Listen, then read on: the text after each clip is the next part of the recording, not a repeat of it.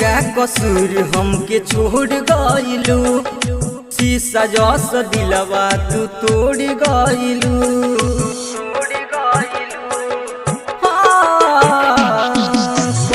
का कसूर हमके छोड़ गइलू, शीशा जस दिलवा तू तोड़ गइलू।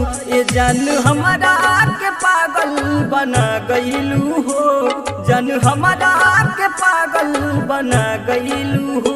जाके पियावा के साथे भुला गइलू हो, जाके पियावा के साथे भुला गइलू हो। क्या नाम है आपका? बुलेट बेजोड़। कहाँ रहेला? कहाँ रहेला? गोपालगंज, गोपालगंज, गोपालगंज।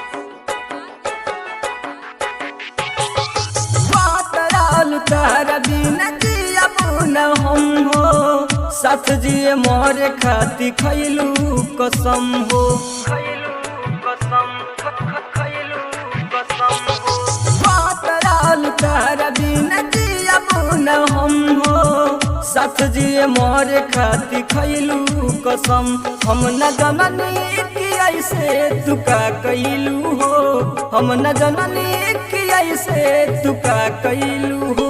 जाके पियावा के साथे भुला गइलू हो, जाके पियावा के साथे भुला गइलू हो।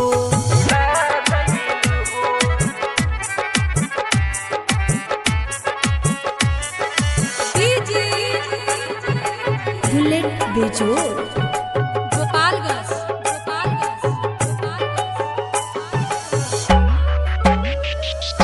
ऐसे तू बदल गइलू, बदल जैसे मौसम। जिहे नयन जान सवन मोहन प्रेमी गौतम, मोहन प्रेमी गौतम। ऐसे तू बदल गइलू, बदल जैसे मौसम। जिहे नयन जान सवन मोहन प्रेमी गौतम। जियते मुकेश के दिलवा दुखा गइलू हो, जियते मुकेश के दिलवा दुखा गइलू हो। ससुरालिया में जाके भुला गइलू हो, जाके पियावा के साथे भुला गइलू हो। का कसूर हमके छोड़ गइलू, शीशा जस दिलवा तू तोड़ गइलू। ए जानू हमारा के पागल बना गइलू हो, जानू हमारा के पागल बना गइलू हो। जाके पियावा के साथे भुला गइलू हो, जाके पियावा के साथे भुला गइलू हो।